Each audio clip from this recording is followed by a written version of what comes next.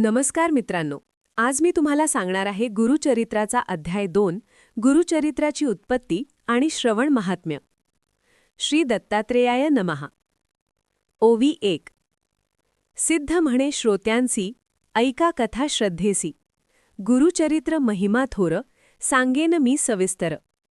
अर्थ: सिद्धमुनी श्रोत्यांना सांगतात, श्रद्धेने ही कथा ऐका. गुरुचरित्राचा महिमा अत्यंत महान आहे, तो मी तुम्हाला सविस्तर सांगणार आहे. ओवी 2. पूर्वी नृसिंह सरस्वती अवतरे दत्तकृपेमती. त्यांचे चरित्र पावन, करी भवबंधन छेदन. अर्थ: दत्तात्रेयांच्या कृपेने पूर्वी नृसिंह सरस्वतींचा अवतार झाला. त्यांचे चरित्र अत्यंत पवित्र असून ते संसाराच्या बंधनांपासून मुक्त करते. ओवी 3. जो ग्रंथ ऐके भावे, त्यासी पाप न बाधावे. जन्म जन्मांतर दोष, श्रवण मात्रे होई नाश. अर्थ: जो मनापासून गुरुचरित्र ऐकतो त्याला पाप बाधत नाही. अनेक जन्मांचे दोष केवळ श्रवणाने नष्ट होतात. ओवी 4. गुरुचरित्र ऐकता, मन निर्मळ होय चित्ता. कामी क्रोधी दोष जळे, सद्भक्ती हृदयी फुले. अर्थ: गुरुचरित्र ऐकल्याने मन शुद्ध होते, काम क्रोध यांसारखे दोष नष्ट होतात आणि हृदयात खरी भक्ती फुलते. ओवी 5. घरात नित्य वाचन, करी जो श्रद्धेने जन. त्यासी लक्ष्मी वसे, दुःख दारिद्र्य नासे. अर्थ: जो मनुष्य श्रद्धेने रोज घरात गुरुचरित्राचे वाचन करतो त्याच्या घरात लक्ष्मी वास करते आणि दुःख दारिद्र्य नाहीसे होते. ओवी 6. स्त्री पुरुष बालवृद्ध, सर्वांसी हा ग्रंथ हित.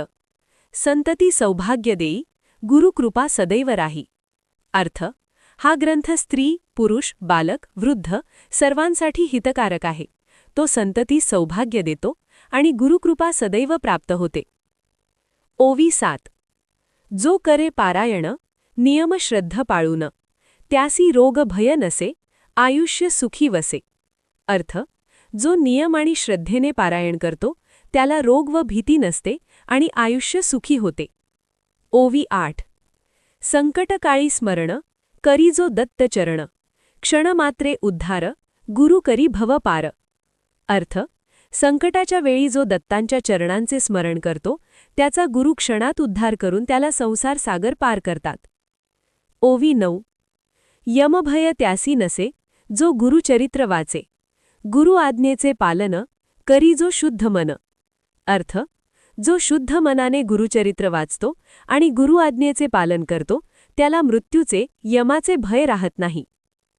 ओवी 10. श्रवण करिता भक्ती वाढे ज्ञान वैराग्य शक्ती. संसार सागर पार, करी गुरु दत्त उपकार. अर्थ: श्रद्धेने श्रवण केल्याने भक्ती वाढते, ज्ञान व वैराग्य प्राप्त होते. गुरु दत्त कृपावंत होऊन भक्ताला संसारातून मुक्त करतात. ओवी 11. म्हणूनी सिद्ध विनंती, करा ग्रंथाचे श्रवण चित्ती. गुरुचरित्र परमश्रेष्ठ, कलियुगी मोक्षदात. अर्थ: म्हणून सिद्ध मुनी विनंती करतात, मन एकाग्र करून गुरुचरित्राचे श्रवण करा. कलियुगात हा ग्रंथ मोक्ष देणारा श्रेष्ठ ग्रंथ आहे. ओवी 12. दत्तनाम स्मरण करिता, पळे दारिद्र्य चिंता. मनोकामना पूर्ण होती, गुरुकृपेची महती. अर्थ: दत्तनामाचे स्मरण केल्याने दारिद्र्य व चिंता दूर होतात, मनातील इच्छा पूर्ण होतात. हीच गुरुकृपेची महानता आहे. मित्रांनो, श्रद्धेने हे श्रवण करा आणि गुरुकृपेचा अनुभव स्वतः जाणून घ्या.